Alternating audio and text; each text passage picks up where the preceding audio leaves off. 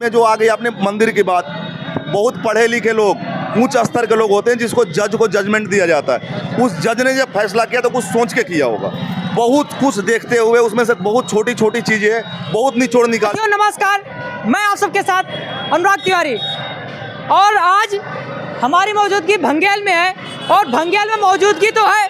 आपको बता दूं, इस समय आप सब जो संभल में घटनाएं देख रहे हैं, आइए मैं उसी पे चर्चा करूंगा। जो कि कोर्ट के आदेश आने के बाद, वहाँ पे कोर्ट के आदेश आते हैं, कोर्ट पे आदेश आने के बाद फिर वहाँ पर जो कि एक दंगा जैसी एक अभद्र बातें हुई हैं, 5 लोग मर चुके हैं और उसके बाद फिर वहाँ पर जो सरकारी संपत्ति का नुकसान हुआ है। तो आइए उन्हीं सब बातों पे मैं चर्चा करने का प्रयास करूँगा। हमारे साथ ये भैया, बड़े भैया है और पीछे और तमाम ये जनता है, इनसे मैं बात करने का प्रयास करूँगा। नाम हुआ पहले बताएं आप। धर्मा गुजर, हिंदू, जय श्री राम। जितना हुआ गलत हुआ उसका विरोध हम करते हैं, लेकिन हमारे हिंदू तब के लोग लिए जागते क्यों नहीं हैं? क्यों नहीं जागते? हमारे मरते रहे, बटते रहे, कटते रहे, यही थोड़ी होएगा, सब देखा जाएगा, ऐसे ही थोड़ी ना है।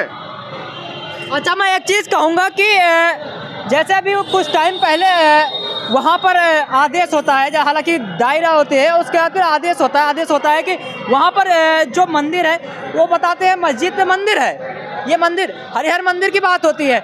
हिंदू पक्ष कहता है कि हरिहर मंदिर की बात हो रही है और जो विपक्ष है वो ये कहता है कि दूसरा चीज़। उसके बाद फिर वही सब बात को लेकर कोर्ट का आदेश भी हो जाता है, आदेश के बाद फिर दंगे हो जाते हैं। हालांकि दंगे में पुलिसकर्मी भी कई घायल हुए हैं, 16 से 17 पुलिसकर्मी घायल हुए हैं और उसके बाद फिर कई लोगों की जानें गई हैं। और तो ये सब चीज़ें जो अपराध घटनाएं जो करते हैं, ये पत्थरबाजी होती कहाँ से होती है?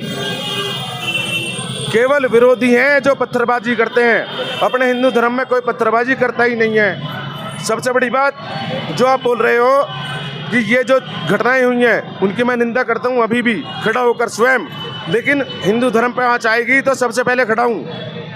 ये सबसे बड़ी बात। ऐसा नहीं है कोई किसी की बहन बेटी को छेड़ेगा, कुछ भी होएगा, ऐसा नहीं होएगा। सवाल मेरा ये चीज़ रहेगा भैया जी कि वहाँ पर मैंने देखा कि आपके विचार से आप किसी भी पार्टी के लेते हो, पार्टी अलग चीज़ें होती है, समुदाय अलग चीज़ें होती है। अगर कोर्ट का फैसला आ रहा है उसका विरोध किया जाता है, वहाँ पर पत्थरबाजी हो जाती है। और कहाँ से, हमारा भी यही सवाल है कि कहाँ से इतने पत्थर आ जाते हैं कि जो पत्थर चल जाते हैं और हमेशा ऐसे होता है? देखो, सबसे पहली बात तो ये है कि वहाँ पे सुप्रीम कोर्ट तक ये बात है। दूसरी, सुप्रीम कोर्ट के बावजूद भी इन लोगों ने वहाँ पत्थरबाजी करी। तो देखो, कुछ राजनीतिक नेता जो भी होते हैं, जो राजनीति से जुड़े हुए हैं, राजनीति वाले तो इस तरीके से लगभग इसमें कूदते हैं। वो सोचते हैं कि गेम बिगड़े ताकि हमारा वोट बैंक बने। वोट बैंक के तरीके से ही ये अपना राजनीतिक वहाँ पे नेतृत्व अपना रखते हैं और ये नहीं होना चाहिए। रही बात ये घटनाएं संभल की है। दूसरा ये चीज़ आप देख लो कि यूपी में, लगभग यूपी में कभी भी ऐसा हुआ है कि 2 बार या 3 बार लगातार सरकार बनी, कभी भी ऐसा नहीं हुआ। ये चमत्कार है, इसको बाबा का चमत्कार कह सकते हो कि बाबा का चमत्कार है। और वो सीधा बोलते हैं कि एक नहीं कई बार भी, कितने भी दंगाएं हर एक जगह हुआ, चाहे आप मेरठ ले लो या जहाँ भी। आप यूपी के एक जगह कुछ भी बता दो कि यूपी में कभी दंगा हुआ, एक हुआ, इसका भी परिणाम सामने है। इसमें कितना क्या हो रहा है? अगर ठीक है पत्थरबाजी हो रही है, किसी मन को तो मनाया नहीं जा रहा है। एक व्यक्ति को वहाँ पे अगर दिक्कत हुआ हो तो कुछ पत्थरबाजों से हुआ है। जैसे कश्मीर में पहले आपने सुना, कश्मीर में बहुत पत्थरबाजी हुआ करता था। इतने पत्थरबाज थे वहाँ पे कि मिनट में सुबह से लेकर शाम तक पत्थरबाजी। सुबह में सोया, शाम को देखो न्यूज आएगा जी वहाँ पत्थर चली गई, आर्मी परेशान सब। आज यूपी इतना बड़ा प्रदेश है, इस प्रदेश में कभी भी आपने ऐसा नहीं देखा होगा। पहली बार हुआ ऐसा कि जो संभल में हुआ, इसका भी परिणाम सामने है। अच्छा, कुछ लोगों का ये चीज़ कहना है कि वहाँ पे जो संभल में घटना हुई है, हालांकि जो नुकसान हुए वहाँ पे सरकारी संपत्तियाँ फूकी गई हैं, वो जितने भी वहाँ के उपद्रवी थे उनसे वसूला जाए। लेकिन वो कहते हैं, अखिलेश यादव इस पर कहते हैं कि जो 5 लोग मरे हैं उनका कौन नुकसान जो देगा? तो 5 लोग नुकसान की बात करते हैं, आपके हिसाब से क्या है सरकारी संपत्ति फूकने की बात पे? देखिए, मैं आपको बता रहा हूँ, जो संपत्ति वहाँ फूकी गई या जो 5 लोग मरे हैं, वही तो मैं आपको इसके पहले भी बोला कि इसमें कुछ राजनीतिक लोग घुस के जो है इस चीज़ को पूरा हिसाब किताब बेकार कर देते हैं। रही बात अखिलेश यादव जी, वो भी अपने जगह पे राजनीति कर रहे हैं, अपने पार्टी को बहुत बड़ी दिखाना चाह रहे हैं। बहुत सारी मुद्दाएं होती हैं, जिस मुद्दा पे अभी यादव जी ने एक शब्द भी अपने मुंह से नहीं निकालते हैं। जैसे अभी देख लो आप, ममता बनर्जी जी हैं, अखिलेश यादव जी हैं, अभी एक अपना झारखंड में एक मंत्री बने, वहाँ चले गए, वहाँ गए, जो भी उनका हुआ अभी मुख्यमंत्री का अपना, उसमें गए, हाथ मिलाया, पूरा फोटो डिबेट किया, सब कुछ किया अपना। यहाँ के सामने खड़े होकर नहीं बोलेंगे, सिर्फ वही बोलेंगे 5 आदमी एक्सपायर वो अगर मर गए उनको कौन देगा। आप ये देखो कि वो 5 आदमियों ने क्या किया, उन 5 आदमियों ने क्या किया, क्यों मरे? वो 5 आदमियों ने पहले उनका फूका, आग लगाया, तोड़ फोड़ की, सरकारी संपत्ति को नुकसान किया। जब सरकारी संपत्ति नुकसान किया, इसके वजह से वो 5 मरे। बस कुछ लोग ये कहते हैं कि हम 1-1 रुपया टैक्स जमा करते हैं और उसके बाद फिर हम सरकार को देते हैं कि सरकार विकास करे, और ये सब सरकारी संपत्ति को जलाते हैं। तो हालांकि वहाँ के लोगों कहते हैं हम नहीं जलाए, तो आए कौन? आप सबके विचार से क्या कहते हैं? देखो यहाँ पे तो एक चीज़ है, अभी एक नारा आया, कटोगे तो बटोगे, पहली बात योगी जी का नारा है तो हाँ, कटोगे तो बटोगे, अब वही हो रहा है, कटोगे तो बटोगे। बस यहाँ पे जुड़ के रहो, एक साथ रहो। अगर ये सब एक साथ होते तो आज 5 आदमियों का ना वहाँ पे पत्थर से ऐसी घटनाएं होती, ना सरकारी संपत्ति का लॉस होता, 1% कुछ भी नहीं होता। बट एक ही चीज़ है, राजनीति सबसे बहुत बड़ी चीज़ है, राजनीतिक और और इसको भी ये भी जितने भी घटनाएं हैं, 5 आदमी को देखिए जो नुकसान हुआ तो हुआ ही, प्लस उसके साथ साथ सरकारी संपत्ति को भी बहुत बड़ा नुकसान हुआ है। 16 से 17 पुलिसकर्मी घायल हुए।